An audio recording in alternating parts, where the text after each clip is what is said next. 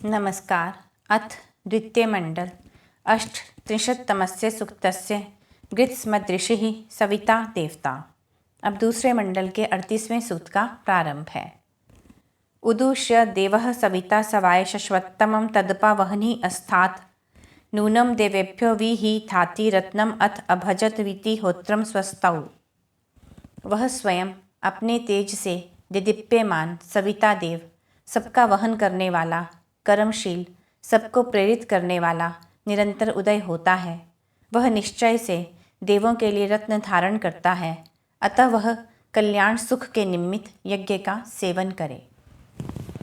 विश्वस्य ही सृष्टे देव ऊर्ध्वः प्रबहवा पृथुपाणिः सिसर्ति आपः चिदस्य व्रत आ निमृग्रा अयम चित्तवातो रमते पृच्छमन्। विस्तृत हाथों के समान किरणों से युक्त वह तेजस्वी सविता देव संपूर्ण जगत के सुख के लिए ऊपर स्थित हुआ भुजाओं के समान अपनी किरणों का प्रसार करता है। निरंतर शुद्ध करने वाले वे जल भी इसी के नियम में रहते हैं। वह वायु भी सब ओर व्याप्त होता हुआ रमण करता है, आनंदित होता है। आशुभिः चिद्ध्यानवि मुचाति नूनम अरीरमत अतमानम चिदेतोः अर्हुषूणाम चित्तययान अविश्याम अनुव्रतम सवितुः मूर्ख्या अगात। शीघ्र गमन करने वाली किरणों से मुक्त हुआ जो सविता देव अर्थात जब सूर्य अस्त हो जाता है तब निरंतर चलने वाले यात्री को भी रोक देता है। शत्रु का नाश करने वाले, रक्षण करने वाले को भी नियंत्रित कर देता है। उस सविता देव के पश्चात रात्रि का आगमन होता है। पुनः सम अवयत विततम वयंती मध्या कर्तुः अन्ये अथात शक्मथीरः उत्सहाय अस्थात विहु ऋतून दर्थः अर्मतिः सविता देव आगात। अंधकार को प्राप्त होती हुई रात्रि विस्तृत प्रकाश को व्याप्त कर लेती है। तब धीर बुद्धिमान व्यक्ति किए जाने योग्य कर्म को मध्य में ही छोड़ देता है, अर्थात त्याग देता है। तत्पश्चात जगत पुनः निद्रा का त्याग कर उठ खड़ा होता है, क्योंकि कभी न ठहरने वाला सूर्यदेव उदय हो जाता है और ऋतुओं का विभाग करता है। नानौ कांसी दूर्यो विश्वम आयुर्वी तिष्ठते प्रभवः शोको अग्निः ज्येष्ठम माता सुन्वे भागम अथात अन्वस्य केतम इशितम सवित्रा। अनेक प्रकार के द्वारों वाले घरों में और संपूर्ण आयु में उत्पन्न होने वाले अग्नि का तेज विशेष रूप से स्थिर रहता है। जननी अपनी संतान के लिए सूर्य के द्वारा दिए गए इस अग्नि के चिन्ह श्रेष्ठ भाग को धारण करती है। अनेक प्रकार के द्वारों वाले घरों से तात्पर्य शरीर से भी है। शरीर में अनेक प्रकार के द्वार होते हैं और जब तक शरीर में अग्नि स्थिर रहता है तब तक जीवन रहता है। वही जीवन जननी धारण कर एक नए जीवन की उत्पत्ति का कारण बनती है। समाववर्ती विष्ठितो जिगीषुः विश्वेशां कामः चरताम अमा अभूत शशवान अपो विकृतम हितव्य आगत अनुव्रतम सवितुः देव्यस्य। शत्रु को जीतने की कामना करने वाला वीर अपने आक्रमणों को रोक देता है। सभी चर प्राणियों में घर को जाने की इच्छा उत्पन्न हो जाती है।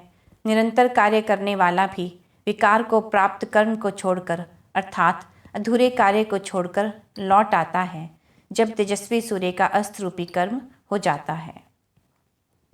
तव्याहितम अप्यम अप्सु भागम धनवान्वा मृग्यसो वितस्थुः वनानि विभ्यो नकीरस्य तानि व्रता देवस्य सवितुः मिनन्ति।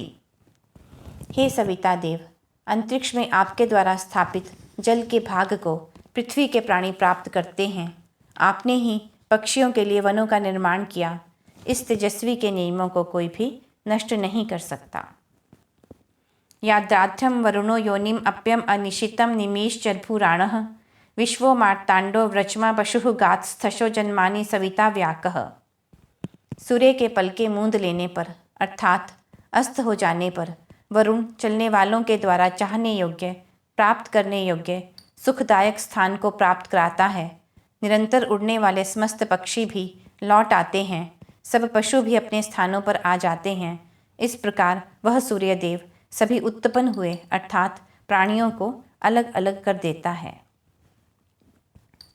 न यस्य इंद्रो वरुणो न मित्रो व्रतम अर्यमा न मिनन्ति रुद्रः न अरायतः तम इदम स्वस्ति सुहुए देवम सवितारम नमोभिः। जिसके नियम को न इंद्र, न वरुण, न मित्र, न अर्यमा और न ही रुद्र नष्ट कर सकते हैं, न ही शत्रु नष्ट कर सकते हैं, उस तेजस्वी सविता देव की कल्याण के लिए मैं नमस्कारों से स्तुति करता हूँ। भगमधियम वाजयन्तः पुरंधिम नराशंसो ग्रासपतिर्नो अव्याहा आये वामस्य संगथे रैणाम प्रिया देवस्य सवितुः श्याम। सब सुखों का चिंतन धारण करने वाले बुद्धिमान मनुष्यों के द्वारा प्रशंसित स्तुतियों की पालना करने वाले सविता देव अन्न देने वाले हमारी रक्षा करें। उत्तम धन और ऐश्वर्यों को सब ओर से प्राप्त कर युक्त होने पर भी हम सदा सविता देव के प्रिय रहें।